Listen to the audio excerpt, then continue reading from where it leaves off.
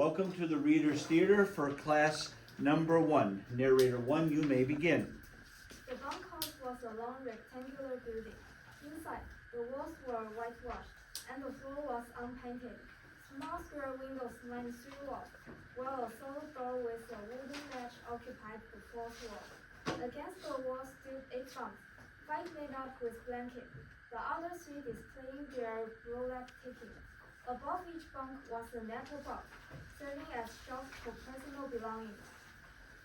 Near one wall, a black cast iron stove stood, its stovepipe rising through the ceiling. In the center of the room was a big square table littered with playing cards, surrounded by boxes for seating. The sun streams through the window, illuminating the dust that stands in the air. Suddenly, the wooden latch raised, and the door opened. A tall, shouldered old man entered, dressed in blue jeans and carried a big bush broom. Behind him came George, followed closely by Lenny.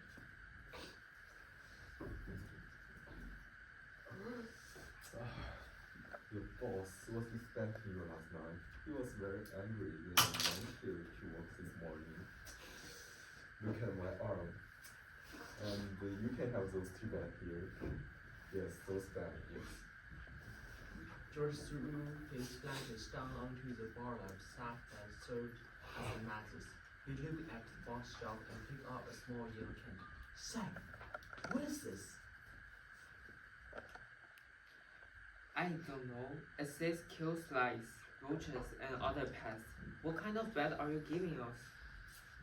We don't want any pests. Last guy that had this bed was a blacksmith. He was nice, stable and clean. He used to wash his hand even after he ate. Then why did he leave? He just quit. Said he wanted to move on. Didn't give any other reasons. George inspected the second closely, and Lenny followed suit. After George made his bed neatly, the old man continued. The boss will be here any minute. He was really mad when you weren't here for breakfast. He even gave the stable a hard time. Stable bug. What's that? He's a black man, a nice fellow though. Got a crook back from a horse kick. The boss takes out his anger on him, but the stable bug doesn't care. He reads a lot. What kind of a man is the boss? He's pretty nice most of the time, but gets angry sometimes. Last Christmas, he bought a gallon of whiskey and said, "Drink hearty, boys. Christmas comes but once a year." As they spoke, a little stocky man entered the room. He wore blue jeans, a flannel shirt, and a black vest. His sons were stuck in his bed, and he wore a soiled brown Stetson hat.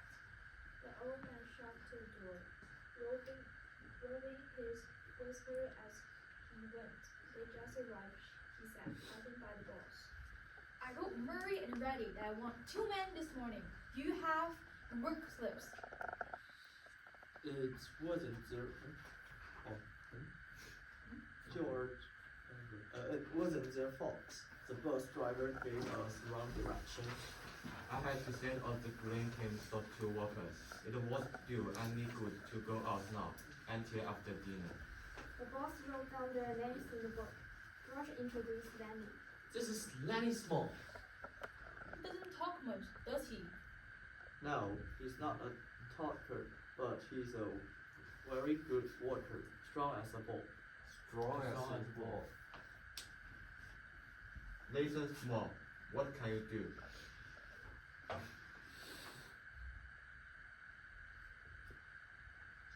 Go, George 1. Huh? He can do anything you tell me. Why doesn't he answer?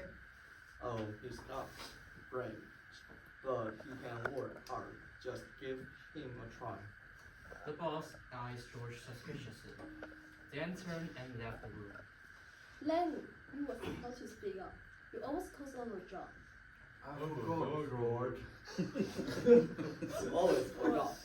Just keep your mouth shut from now on. The old man returned with his dog, a green blonde animal. I wasn't listening. Just taking care of my dog. George invited the old man to sit down, showing a moment of camaraderie. What's the boss like? He's a nice guy if you treat him right. As they talked, a young man named Curly entered, looking for trouble. You the new guys? Yeah, we just arrived. Let the big guy talk. He looked to George for guidance. He can talk if he wants him to. Curly's came up to Lenny, looking for a fight. Answer when you're spoken to. That's the boss son. Curly thought he likes to pick fights. He better not mess with Lenny. As Curly left, George warned Lenny to stay away from trouble. You need to avoid Curly. Just keep your distance. I don't want trouble, George. As George spoke, Curly's wife appeared in the doorway, seeking attention. I'm looking for Curly. Oh la la. He's not here. She ran against the door frame, playing with her hair, trying to unsettle him. Sometimes Curly's in here.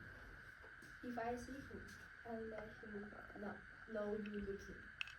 After she left, George warned Lenny about her. Stay away from her. She's trouble.